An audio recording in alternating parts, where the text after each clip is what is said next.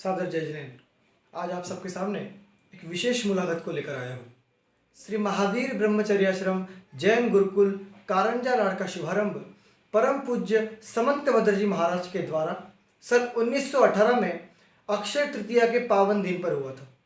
गुरुकुल सुचारू रूप से अखंडित चले, इस हेतु से न धर्म और धार्मिक के बिना इस सूत्र को ध्येय बनाकर इसका स्वीकार किया गया। बालकों एवं युवा में धर्म एवं नीति शिक्षा के संस्कार गुरुकुल प्रणाली द्वारा आवश्यक है। इस प्रयोजन को साथ लेकर परम पूज्य गुरुदेव श्री अर्थात समंत भद्र जी महाराज ने जैनों की काशी कारंजा नगरी में गुरुकुल शिक्षा प्रणाली की शुरुआत की। इस गुरुकुल प्रणाली द्वारा पूज्य गुरुदेव श्री समंत भद्र जी महाराज ने समस्त जैन परंपरा एवं जैन संस्कृति की रक्षा करने की प्रेरणा दी है। इसलिए कारंजा गुरुकुल की कार्य प्रणाली से और पूज्य गुरुदेव श्री के धर्म सेवा से संपूर्ण जैन समाज उपकृत है। इस प्रकार श्री महावीर ब्रह्मचर्याश्रम जैन गुरुकुल ने आज अर्थात 26 अप्रैल 2020 को अक्षय तृतीया के दिन अपने गौरवपूर्ण 102 वर्ष पूर्ण किए हैं।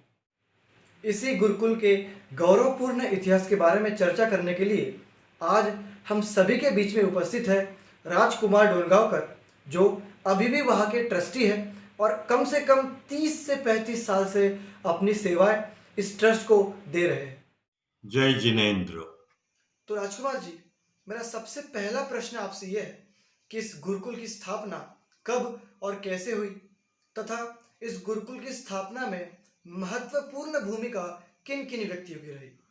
गुरुकुल की स्थापना श्री महावीर ब्रह्मचारी आश्रम जैन गुरुकुल ट्रस्ट कारंजा लाड़ जिला वाशी महाराष्ट्र की स्थापना 13 मई 1918 में हुई। अक्षय तृतीया वीर निर्वाण संवत 2444 में कारंजा में हुई।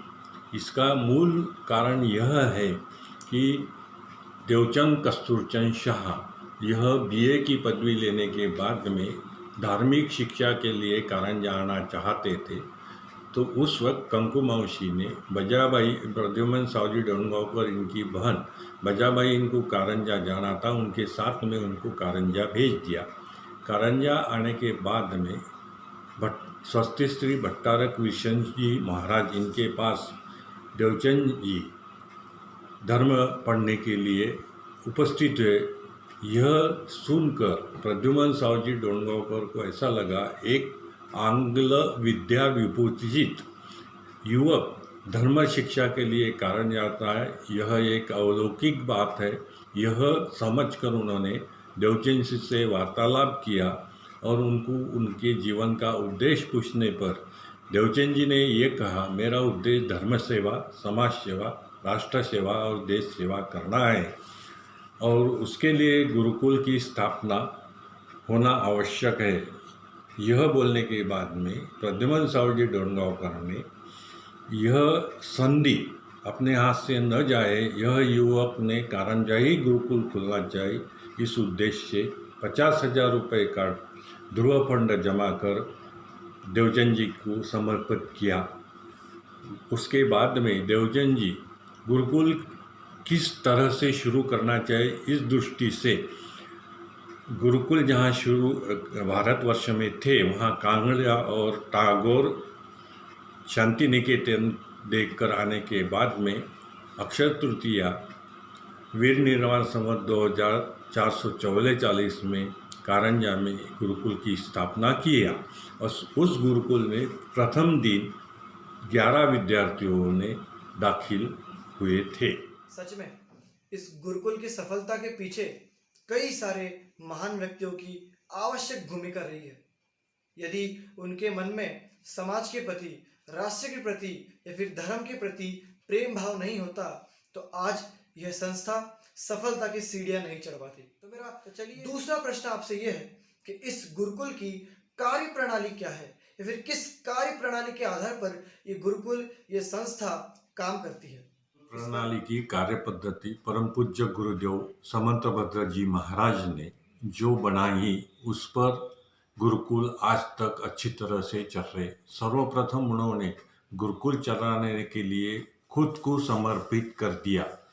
उसके पश्चात कारंजा के श्रेष्ठी श्री प्रद्युमन साहू जी डोनगांवकर, जम्बूदास देवीदास चौरे और श्यामलाल साहू जी कापरे, इन जैसे धनिक व्यक्तियों को समर्पित भाव से गुरुकुल प्रणाली में साथ में लिया और उन श्रेष्ठियों ने गुरुकुल चलाने के लिए सब दृष्टि से समर्पित भाव से, आर्थिक दृष्टि से, सामाजिक दृष्टि से, धार्मिक दृष्टि से, सब दृष्टि से महाराज जी को सहकार्य किया। इसके पश्चात महाराज जी ने गुरुकुल चलाने के लिए समर्पित कार्यकर्ताओं को निर्माण करने का पहला कार्य किया और समर्पित कार्यकर्ता मिलने के बाद में ही उन्होंने गुरुकुल शुरू किया और वह समर्पित कार्यकर्ता गुरुकुल के लिए अपना जीवन देकर उन्होंने गुरुकुल की हर एक व्यवस्था देखी। बाद में गुरु और शिष्य परंपरा बोले तो 24 घंटे गुरु के सानिध्य में शिष्य रहेगा, ऐसी व्यवस्था उन्होंने की है। क्योंकि बालकों पर जो संस्कार बचपने में होते वह संस्कार आखिर तक रहते हैं, यह ध्यान में रख के गुरु साथ में रहने के बारे में धार्मिक संस्कार उनके ऊपर अच्छी तरह से हो सकते हैं, यह प्रणाली उन्होंने शुरू की। और कोई भी गुरुकुल प्रणाली के अंदर शासन का हस्तक्षेप उन्होंने नहीं किया। संस्था चलाने के लिए उन्होंने दान स्वीकृत करने के लिए समाज उनके पीछे पड़ा और हर जगह उनको गुरुकुल स्थापन करने के लिए लाखों रुपए का दान मिला और उसी दान के ऊपर समर्पित कार्यकर्ताओं के ऊपर और ट्रस्टियों के समर्पित भाव से आज तक गुरुकुल प्रणाली अच्छी तरह से चल रही। यही गुरुकुल प्रणाली महाराज जी ने चलाई। इस बात से ये बात सिद्ध होती है कि किसी भी कार्य को करने के लिए स्वयं का उस कार्य के प्रति समर्पित होना बहुत आवश्यक है। यदि हम उस कार्य के प्रति समर्पित ना हो तो इतने अच्छी तरीके से हमारा काम कभी भी नहीं हो सकता। तो आइए, मेरा तीसरा प्रश्न राजकुमार जी आपसे यह है कि इस गुरुकुल का मुख्य ध्येय क्या है, इस गुरुकुल का मुख्य उद्देश्य क्या है? गुरुदेव समंतभद्र जी महाराज ने गुरुकुल शुरू करने के लिए ध्येय वाक्य निश्चित किया, न धर्मो धार्मिकेन निंदा। आचार्य स्वामी समंतभद्र महाराज जी के रत्नकरण शावकाचार ग्रंथ में यह श्लोक आया है। इसका यह मतलब है कि धर्मशील व्यक्ति के सिवा धर्म टिक नहीं सकता, संरक्षित रह नहीं सकता, और इस धर्म के संस्कार बालकों पर किए तो वो आजन्म उन पर वो संस्कार रहते हैं। उसी के कारण धर्म टिक सकता है, उसका संरक्षण हो सकता है। यह जानकर आश्रम का ध्येय वाक्य न धर्मो धार्मिकी ने विना यह निश्चित किया है। न धर्मो धार्मिकेर विना। यदि आपको धर्म करना है तो स्वयं का धार्मिक होना अति आवश्यक है। यदि आपको उस धर्म के प्रति प्रेम ना हो, रुचि ना हो, स्वाध्याय ना हो, तो वो धर्म कभी भी सफल नहीं हो पाता। मेरा अगला प्रश्न आपसे यह है कि इस संस्था का, इस महावीर ब्रह्मचार्य आश्रम जैन गुरुकुल का मूल आधार क्या है?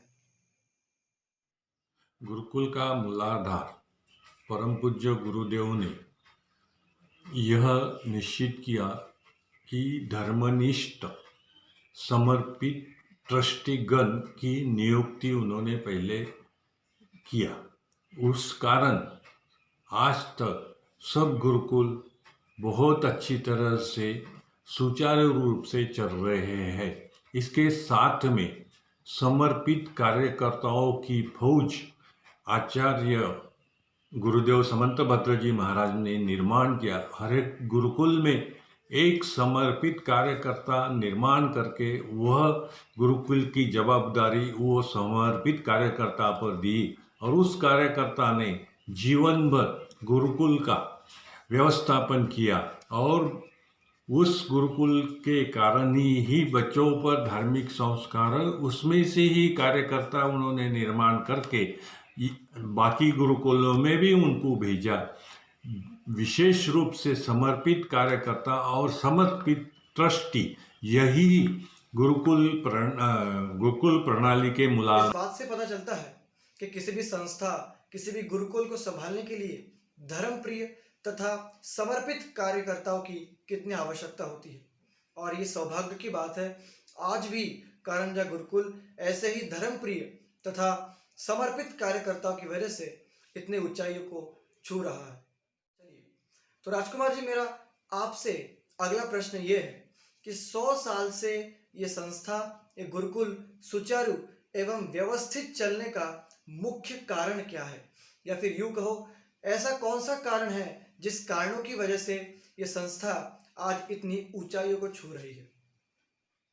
100 साल से यह गुरुकुल प्रणाली भारतवर्ष में बहुत अच्छी तरह से चल रही। उसका प्रमुख कारण यह है कि आश्रम के विद्यार्थियों को धार्मिक संस्कार देना, उसके लिए महाराज जी ने पंचसूत्री बताई। शील, ज्ञान, प्रेम, व्यवस्था, सेवा, इस पंचसूत्री के माध्यम से यह गुरुकुल प्रणाली आज भी बहुत अच्छी तरह से चल रही है। गुरुकुल के अंदर कोई भी हस्तक्षेप, शासकीय हस्तक्षेप होने दिया नहीं, और समर्पित कार्यकर्ता, समर्पित ट्रस्टी और पंडित वर्ग और विद्वान, इनकी आवागमन और यहाँ धर्माध्यापक की नियुक्ति करके यह प्रणाली आज भी सुचारू ढंग से चल रही है।